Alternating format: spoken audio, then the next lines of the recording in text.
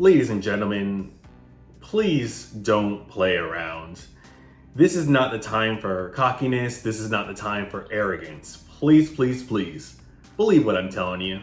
Believe the message you hear on other people's YouTube channels who are similar to this. Believe the stories and the testimonies that you're reading on LinkedIn and maybe even Reddit.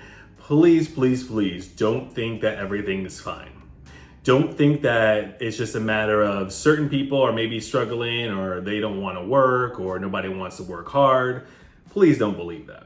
Don't think that in the current job market there is just wealth and an endless amount of abundance, because it's just not like that. So please, please, please do not play around, because people are regretting it. People are making mistakes. Recently, we went over someone who had a couple of job interviews lined up. I think really only two. And one was with maybe a contract job, a short-term contract, maybe 5 to 6 months. She did not specify. And then the other job was a full-time job. And she told that employer for the first job that, no, that's okay. I don't want to really take that short-term contract because I know I'm going to go in to this other interview and I'm going to rock it. Keep in mind, the second job that is a full-time job, she hadn't even applied to yet. She was so confident and so arrogant that she's like, I'm just going to knock this interview out of the park. And maybe she did, but that still did not result in her getting a job offer. So she had a job that was 5 to 6 months and could have easily started that, worked that job, and built up enough money and been good for a little bit. Or she could have just worked that job and she could have blown them away and everything could have been amazing. And she might have gotten full-time employment out of that. Maybe not just the 5 to 6 months. She could be working there for years and years, or as long as she wants to be. But she was cocky, she was arrogant. And now instead of having a job for 5 to 6 months, she had no job because she didn't get the other job offer. And then obviously she turned down that first job. People are playing around. Don't do that. We have a story today from Kazim, who shared his story on LinkedIn of what he went through. And like I said, the synopsis is going to be, don't get too cocky, don't get too arrogant, because we don't know for sure that we're going to land all these jobs that we even have interviews for. You know, it's tough when you are spending months and months applying for jobs and you're getting ghosted, you're getting crickets, you're getting no progress at all. When you finally do get an interview, you maybe start feeling a little bit better. Okay, I was getting ghosted before, now I'm actually getting interviews. But we've talked about this before. You also have to go through 4, 5, 6 rounds of interviews.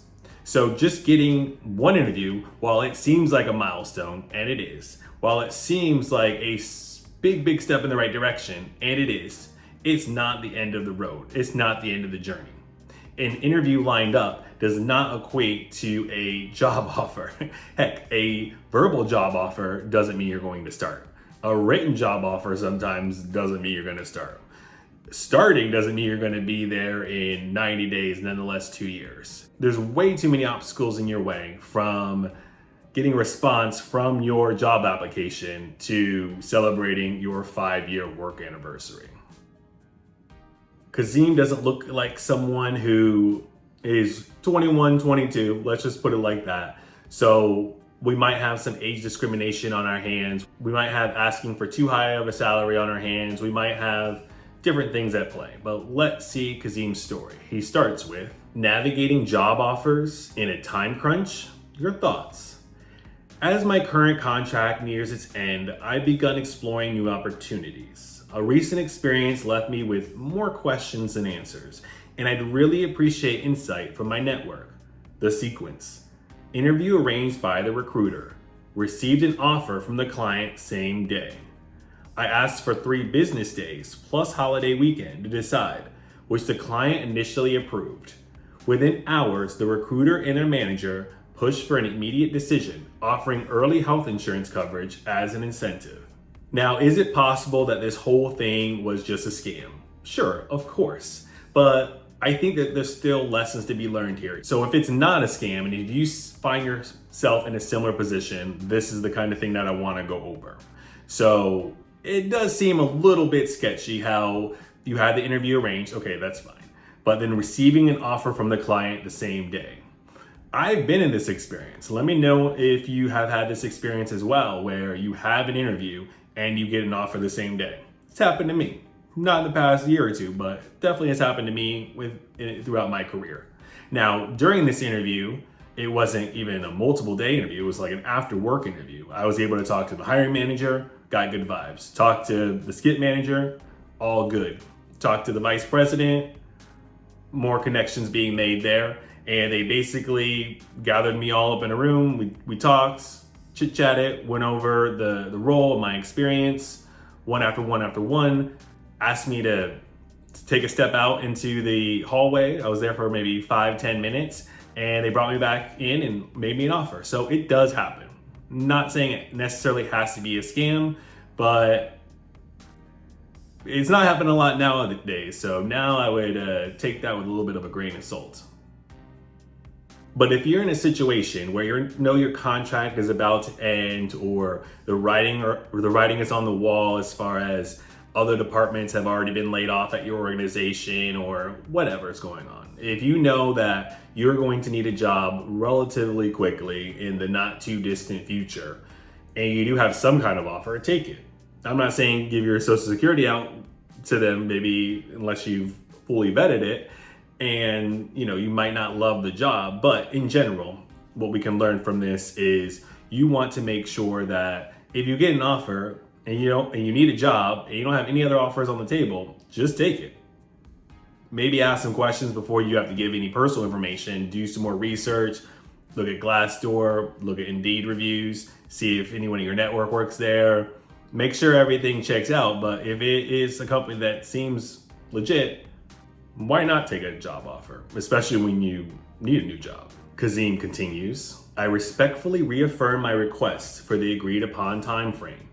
Later that day, I was told the client now needed a decision by end of day. I stayed firm with my initial timeline. The next morning, the recruiter informed me that the offer had been withdrawn. I'm reflecting on this experience and welcome your thoughts. Where might things have gone sideways? Could I have handled this differently? Have you faced similar last-minute pressure after receiving an offer?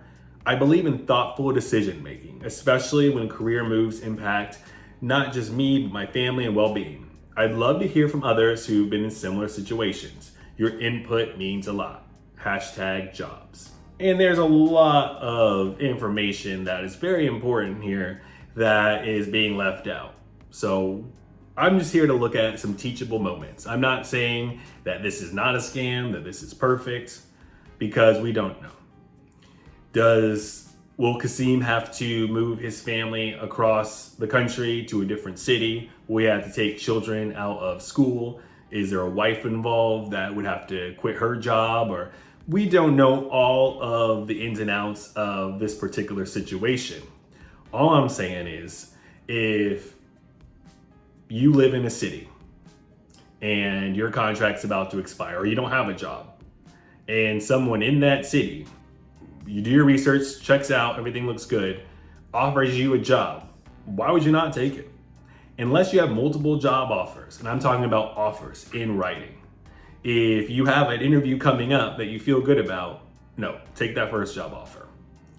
If you have a verbal and they're being very slow in getting you a written offer, take that first offer, because this person could also be at the end of the hiring process. Maybe the hiring process started 30 days ago, 60 days ago, and you're one of these last minute applicants that, oh man, okay, we had someone that we might have given a job offer to, extended an offer, but this person just walked in, has the experience, would do a great job at this, and is willing to take a fair price. But we do need to make a decision on it. It's been a while for us, so if this person wants this job, it's theirs, but we need to make a decision soon.